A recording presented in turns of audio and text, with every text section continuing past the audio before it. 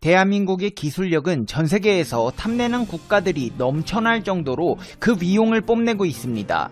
보통 이런 상황에서 일반적인 상식을 가진 국가라면 자국의 기술 경쟁력을 높이기 위해 개발을 한다든지 연구를 통해 기술 향상을 도모하는 법이지만 중국의 경우 어떻게 하면 홀랑 한국의 기술력을 훔쳐올 수 있을지에 매진하는 상황입니다. 그런데 이런 중국의 기술 빼가기에 지칠 대로 지쳐버린 한국에서 어디 이것도 한번 뺏어보라며 인류 최초로 획기적인 기술력을 선보여 전세계의 이목을 집중시키고 있습니다. 대한민국 이번에 진짜로 사고쳤습니다. 이번에 거둔 업적은 4차 산업시대를 넘어 미래 후손들에게까지 끼치게 될 영향이 얼마나 대단한 것인지 가늠할 수 없을 정도로 위대한 발걸음으로 평가받고 있는데요. 이번 성과로 인해 한국은 인류 역사를 진일보시키는 계기가 될 것입니다. 또 무슨 일이 있었길래 페페TV가 이렇게 호들갑을 떠는지 자세히 알아보겠습니다. 페페TV 팩트 체크. 매국노란 본인과 정신적, 물질적 유대관계에 속해 있던 민족이나 국가를 남의 나라에 팔아 그 대가로 원하는 것을 얻으려 한 사람을 일컫는 단어입니다. 법적으로는 이를 외환의 재라고 하며 최고 사형에 처할 수 있는 중죄 중의 중죄입니다. 한마디로 대역죄인이자 반역자라는 뜻입니다. 과거에는 일본의 빌부터 나라를 팔아먹는 사람들을 주로 매국노라고 지칭했지만 현대에 들어서는 기업 간 기술을 팔아먹는 행위로 진화했습니다. 중국의 기술 빼가기는 진화하고 있습니다. 중국 IT 업계의 인력 빼가기는 어제 오늘의 이야기는 아니지만 최근의 양상은 좀 다릅니다. 과거에는 기술을 가진 사람을 원했다면 이제는 생산성을 높일 수 있는 사람을 데려갑니다. 중국 디스플레이 업체들은 새 공장을 지을 때마다 무더기로 국내 인력들을 빼가고 있습니다. 공장 최고 책임자 바로 및 총감이라는 직책에 한국인을 뽑고 총감이 국내 인재들을 팀장으로 여러 명 뽑는 식입니다. 팀장들은 다시 같이 일했던 한국 동료들을 팀원으로 영입하는 방식입니다. 반도체 분야야 기술자들을 빼갔음에도 중국인들의 사기 행각에 자멸하고 있는 형국이지만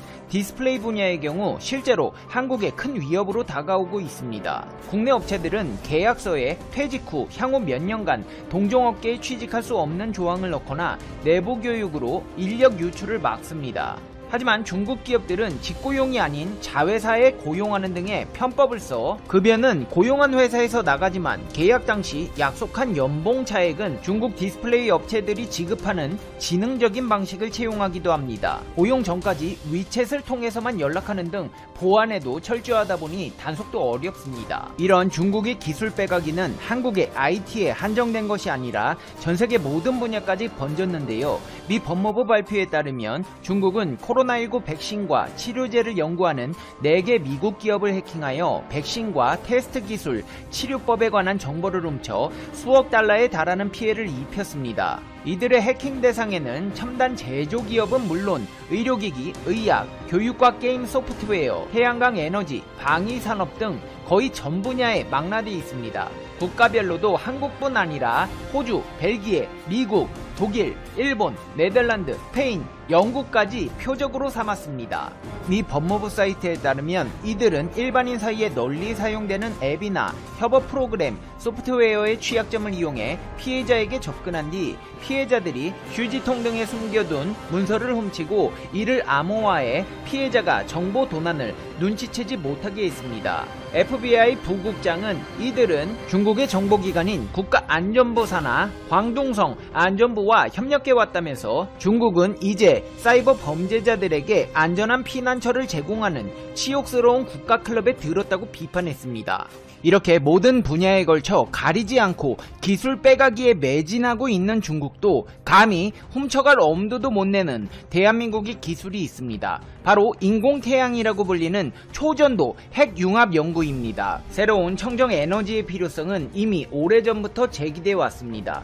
현재 우리가 사용하는 연료들은 언젠가는 고갈될 것이고 그 밖에도 매연이나 미세먼지, 환경 오염으로 인한 문제들은 새로운 청정 에너지의 필요성을 절감하게 하고 있습니다. 인공태양은 대표적인 미래 청정 에너지로 전세계 정부와 과학계가 연구 개발에 주력해온 과제 중 하나입니다. 태양이 이 같은 무한한 에너지를 일으킬 수 있는 근원은 핵융합 반응인데요. 과학자들은 이 작용에서 착안하여 인공태양을 만들고 있습니다. 인공태양이 가능하기 위해서는 지구상에 존재하지 않는 1억도 이상의 초고온 플리즈마를 만들어야 하고, 이 플리즈마를 가두는 그릇 역할을 하는 핵융합장치와 연료인 중수소, 삼중수소가 필요합니다. 여기에서 가장 중요한 점은 플리즈마가 안정적으로 유지되어야 한다는 점이며, 특히 태양처럼 중력이 강하거나 온도가 높은 환경이 필요합니다. 근데 여러분 놀라지 마십시오. 한국핵융합에너지연구원, 한국원자력연구원, 한국전력, 삼성전자, 현대중공업, 대우중공업, 한국중공업, 대한민국 올스타 기업들이 모여서 연구를 진행하는 K스타가 국내 기술로 개발한 초전도 핵융합 연구장치로 이번 플리즈마 실험에서 핵융합 핵심 조건인 1억도 초고온 플리즈마를 20초 이상 연속 운전하는 데 성공했습니다. K스타는 2018년 최초로 이온온도 1억도의 플리즈마 1.5초 가동에 성공한 이후 매년 세계 기록을 경신하고 있습니다. 이번 결과는 지난해 세계 최고 운전 기록인 8초를 2배 이상 연장한 성과입니다. 이번 연구 성과는 향후 핵융합 에너지를 생산하는 데 있어 중요한 전환점이 될 것으로 보고 있습니다. 그동안 다른 핵융합 장치들은 순간적으로 1억도 이상 초고온 플리즈마를 만들어냈지만 10초의 벽을 넘지 못했습니다. 이는 다른 장치의 한계와 핵융합로의 안정적인 초고온 플리즈마를 장시간 유지할 수 있는 운전 기술을 확보하지 못했기 때문이었습니다. 하지만 이번 K스타의 성과는 장시간 고성능 플리즈마 운전 기술 확보를 위한 중요한 전환점이 될 것으로 보입니다. K스타는 이번 실험에서 지난해 달성한 차세대 플리즈마 운전 모드 중 하나인 내부 수송 장벽 모드의 성능을 향상시키는 노력을 통해 기존 초고온 플리즈마 운전의 한계를 넘어 장시간 플리즈마를 유지하는 데 성공할 수 있었습니다. 연구진은 핵융합 난제 해결을 위해 다양한 주제의 실험을 진행하면서 추가 성과를 얻어낼 수 있을 것으로 기대하고 있습니다. K스타 센터의 최종 운전 목표는 2025년까지 1억도 초고온 플리즈마의 300초 연속 운전을 달성하는 것입니다. 300초 연속 운전은 플리즈마의 불안정을 모두 제거하면서 핵융합 장치를 안정적으로 가동해 핵융합 에너지를 얻을 수 있다는 뜻입니다. 한국은 이런 성과를 얻어내기 위해 다른 나라보다 몇 배로 노력해왔습니다. 이미 유럽과 미국, 일본을 중심으로 다른 나라들에서는 1990년대부터 인공태양을 상용화하기 위한 연구가 활발히 진행됐습니다. 한국은 후발주자였지만 2007년 K스타를 완공한 이후 국내 연구 역량을 세계적으로 인정받았습니다. 이후 핵융합 선진 7개국으로 구성된 국제 핵융합 실험로 프로젝트에 상당한 기여를 해오고 있습니다. 연구진은 이후 2040년대 핵융합 실증로를 건설하고 2050년대 핵융합을 이용한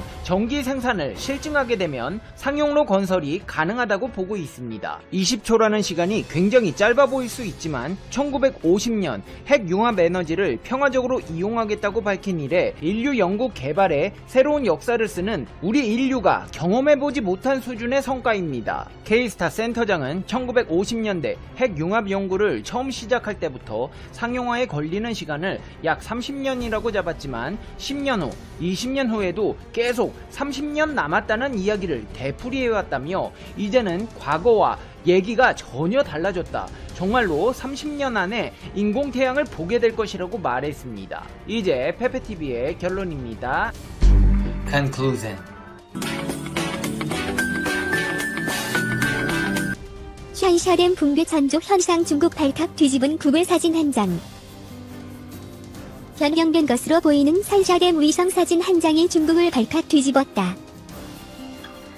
논란의 발단은 구글어스에 올라온 양쯔강 산샤댐 사진으로 올 초 트위터 등 소셜 네트워크에 퍼지면서 시작됐다. 네티즌들은 산샤댐의 과거 반듯한 사진과 구글어스의 최근 변형된 사진을 비교하며 이는 붕괴의 전조 현상일 수 있다고 우려하고 있다. 구글어스의 사진만 놓고 보면 최초 설계 당시와 제방의 모습이 굴곡져 보인다. 중국 네티즌들은 구글어스의 초창기 사진과 이후의 사진을 SNS에 공유하며 붕괴 가능성을 의심하고 있다. 이에 대해 중국 정부는 전혀 근거 없는 낭설이라며 관련 소식의 전파를 막고 있다. 중국 매체들도 위성의 위치와 속도 등 여러 가지 요인에 의해 사진은 달라질 수 있다고 진화에 나섰다. 또 샨샤댐은 2600여 곳에 설치된 미세 감지 센서가 24시간 점검하고 있기 때문에 변경이 됐다면 사전에 알 수 있다고 덧붙였다. 하지만 중국 정부의 주장과 달리 이를 반박하는 일부 학자들도 있는 것으로 알려졌다. 이 학자들은 여기 킬로미터 길이의 샨샤댐은 모두 콘크리트 블록을 쌓아 연결해 중력으로 수압을 이겨낼 수 있도록 만들어졌지만